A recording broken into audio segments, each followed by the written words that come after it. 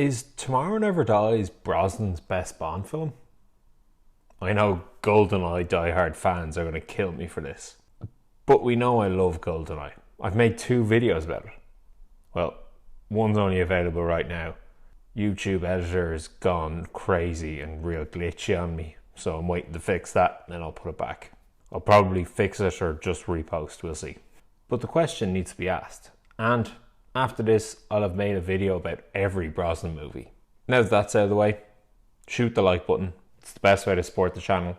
Okay. Let's get down to business. What are the good things in this film? The opening. No better place to start than at the start. Bond has to hijack a plane at a Russian arms bazaar. It's absolutely wild, action-packed, got some one-liners, lets us know what we're in for at the very start. The tone and style of this film is perfectly encapsulated here. Plus, that David Arnold music. And that brings me on to the next point. This music is such a step up from Goldeneye. Well, except the title song. But everything else is brilliant.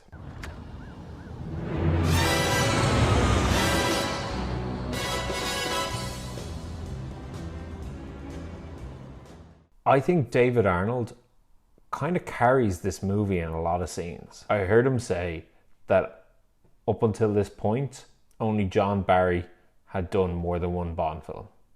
So he just thought, I've only one shot at this, I'm going to do everything, go wild. And well, it paid off, and we know how his career went. Bring back David Arnold. And it was a close call. They nearly actually got Barry back to do this movie instead. Another big thing here, Brosnan is better. Some Bonds need to settle into the role a bit. Now, Brosnan was good from the start, but he is so much better in this film. They'll print anything these days. He really hit his groove. He sort of refined the aspects he liked from Goldeneye.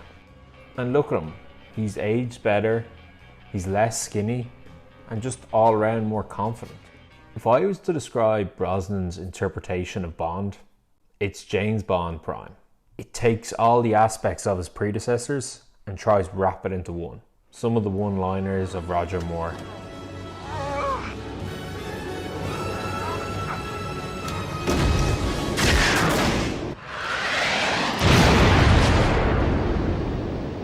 Backseat driver.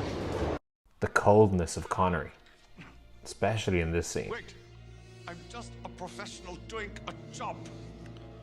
Me too. And that vulnerability that Lazenby and Dalton both had in the roles. The next thing I like about this film is interesting. It's how they took a weakness and turned it into a strength. It's the pace of the film. But both Tomorrow Never Dies and Quantum of Solace had big script issues. The story was so bad, apparently, for Tomorrow Never Dies while they're filming it, that Anthony Hopkins was cast as a villain, and on day 3 of shooting, he walked out. They'd no finished script on this film. Kind of amazing when you see the end result. But what Roger Spottiswoode did was give this film a great pace and energy. As I said, the opening sets the tone and keeps it up. It's kind of like, don't worry about the details, this is just a great romp. Quantum doesn't quite pull this off because it's more serious, but that's a whole other video. Bond moves through his film and it's a real adventure vibe. Sure, it sent me to Halong Bay. Gives enough plot for you to fill in the rest. For example, in 1997, the year this film came out, you could understand there's a possibility of tensions arising with the handover of Hong Kong coming. Which brings me on to Michelle Yeoh. This was such great casting. Hong Kong action movie star. And look, I know there's no chemistry between her and Brosnan, but you could believe she was a Chinese spy. Having an actress that's super capable in these stunt sequences really adds to the character. Sometimes people are just casting these roles and it's not believable. But Michelle Yeoh is doing this stuff for real. Yeah, Michelle Yeoh is great. Probably make a whole montage or a mood piece. So here's a bold one, because everyone thinks it should have been Monica Bellucci, but MGM actually vetoed it to put in their choice. Mr. Bond will have a vodka martini, shaken, not stirred. Mrs. Carver will have a tequila. Straight shot. No, Mrs. Carver will have a glass of Mr. Carver's champagne. Terry Hatcher is coming off Lois and Superman. She was a huge star in America, so they wanted it in for the film. And you know what? Monica Bellucci still got her Bond role. I think this Terry Hatcher, Paris Carver subplot works really well. It's not perfect, but it's good. They definitely have chemistry together. Do you know I used to look in the papers every day for your obituary? Well, I'm sorry I keep disappointing you. You believe there's a backstory to them. Something like Sylvia Trench and Dr. No. This scene is so good. Now, I know David Arnold is really carrying it, giving you the energy. You believed she would leave her husband, why she'd still have a thing for Bond. Did I get too close for comfort?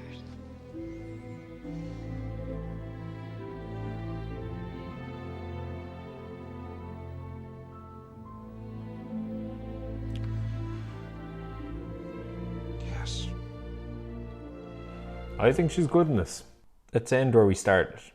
Energy. Action and fun. This is such a fun film. Jonathan Pryce is clearly having fun.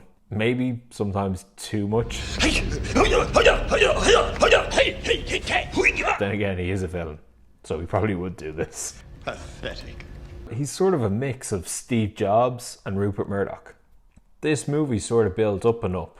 It subverts the tank chase by having a bike chase, and a nice complication too of them being handcuffed. Gives Michelle Yeoh something to do during the action sequence rather than Bond just driving and her sitting in the back. And the climax is just great, although Bond does turn into Arnold Schwarzenegger for a moment.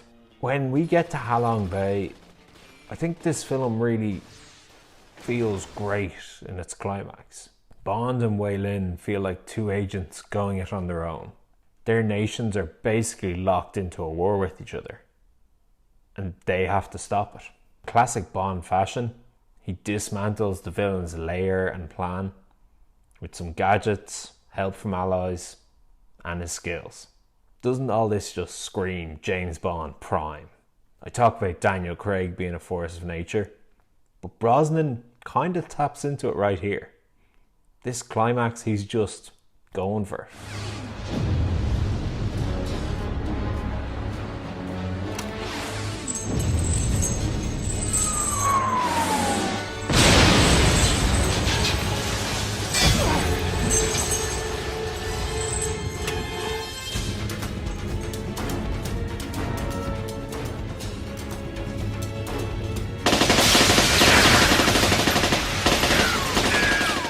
You believe the world is at stake. So that's sort of a hodgepodge of things I think of when I think about why I like Tomorrow Never Dies. I actually think it's my dad's favourite Bond film. I really like this Brosnan movie. It's sometimes my favourite, but that's always a changing scale for many different reasons. But one thing's for certain about this, it probably has the best ending of a Brosnan movie.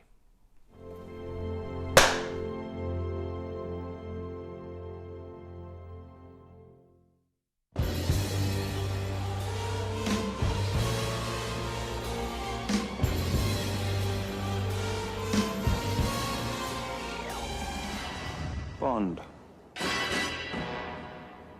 You know the rest. So everyone, indulge me for a moment.